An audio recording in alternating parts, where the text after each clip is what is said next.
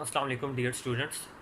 10 अप्रैल को higher education commission की तरफ से पंजाब बोर्ड से ये रिक्वेस्ट की गई थी कि आप पंजाब के पाकिस्तान के तमाम बोर्ड्स के लिए एक प्लान बनाएं, जिसमें आप 3 तरह के प्लान्स को डिस्कस करें, 3 तरह के प्रपोजल्स दें, जिनके मुताबिक मौजूदा सूरत हाल में, जो कि काफ़ी अनसर्टन है और अनप्रिडिक्टेबल है, बोर्ड इम्तहानात कंडक्ट किए जा सकें।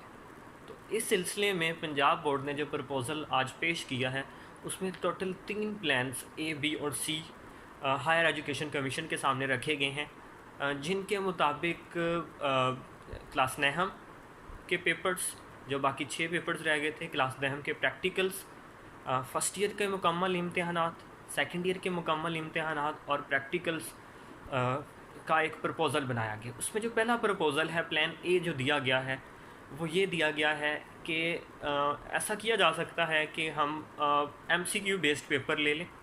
अब इस चीज़ का एडवांटेज क्या होगा बोर्ड को? इस चीज़ का सबसे बड़ा एडवांटेज ये होगा कि ये टेस्ट सेशन वर्चुअल यूनिवर्सिटी की तर्ज पर ऑनलाइन भी कंडक्ट करवाए जा सकते हैं।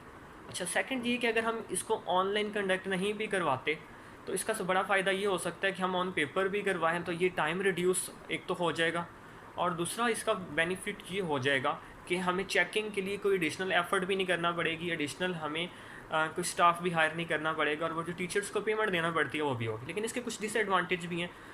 जो सबसे बड़ा डिसएडवांटेज ये है कि जो बोर्ड की मार्किंग शी है, उसमें टोटल जो ऑप्शंस मौजूद होते हैं वो 24 ऑप्शंस तक की मौजूद होती है। आप 24 क्वेश्चंस के आंसर दे सकते हैं, इससे ज़्यादा नहीं दे सकते, या कुछ बोर्ड्स में ये तादाद 20 तक भी है।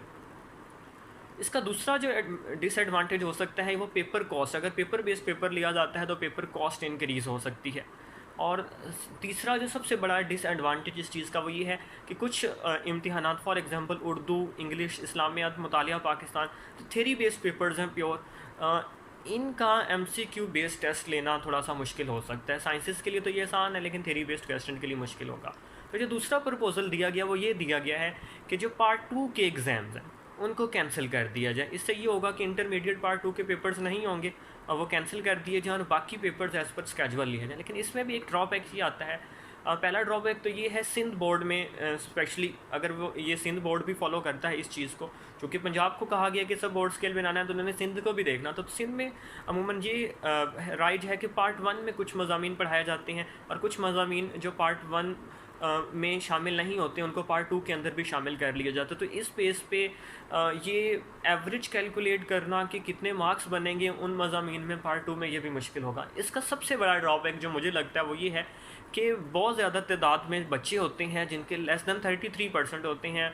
कुछ बच्चे मार्क्स को इम्प्रूव कर रहे होते हैं, तो ये इम्प्रूवमेंट की रेशो भी होती है बच्चों में। तो ये एक सबसे बड़ा ड्रॉबैक होगा कि जो बच्चे लेस दैन 33% पे हैं उनके लिए क्या लाया अमल इख्तियार किया जाए। और जो तीसरा प्रपोज़ल दिया गया वो ये दिया गया है कि प्रैक्टिकल इम्तिहानात को मुकम्मल तौर पे कैंसिल कर लिया जाए, इम्तिहानात का जो स्केजुअल है उसको थोड़ा सा डिले कर दिया जाए, और जो थ्योरी बेस्ड पेपर जो कि पहले राइज है बोर्ड के अंदर, वही थ्योरी बेस्ड क्वेश्चन पेपर्स ही ले लीजिए। इसका सबसे बड़ा एडवांटेज बोर्ड को क्या होगा? एक तो ये होगा कि जो प्रैक्टिकल्स के पेपर्स होंगे उसमें हमें एक न्यू पैटर्न मिल जाएगा। वो पैटर्न ये होगा कि थ्योरी की बेस पे जो बच्चे के मार्क्स होंगे वही बच्चे को प्रैक्टिकल में असाइन कर दिए जाएंगे। तो एक न्यू चीज़, एक न्यू जो बच्चों के सामने आ सकता है, वो प्रैक्टिकल्स का हमारा जो एक सिस्टम है जिस पर हमेशा उंगली भी उठाई जाती है, जिस पर बच्चों के भी एतराज़ात होते हैं, सिफारिश सिस्टम होता है, तो एक इस तरीके से वो भी ख़त्म हो सकता है। तो जो फाइनल वन ऑप्शन है वो जो मुझे लगता है जिसको अडॉप्ट किया जा सकता है, वो या तो MCQ बेस्ड पेपर कुछ सब्जेक्ट्स के ले लिए जाएँ,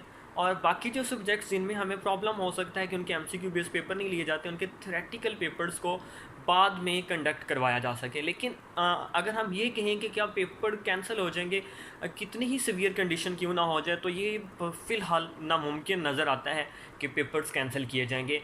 हायर एजुकेशन कमीशन पाकिस्तान के तमाम तलीमी बोर्ड से मुसलसल राब्ते में है, और उनकी ये कोशिश है कि किसी भी तरह पेपर्स को ऑन टाइम कंडक्ट करवाया जा सके। और उन तमाम बोर्ड्स की कोशिश यही है कि जून और जुलाई के महीने में जो हमारे इम्तिहानात का सिलसिला है इसको दोबारा से शुरू करें और इसको जुलाई तक हम कंक्लूड करें, ताकि हमारे जो तलीमी साल या तलीमी सेशन है उसमें किसी किस्म का डिले ना हो। आप सब लोगों का बहुत बहुत शुक्रिया।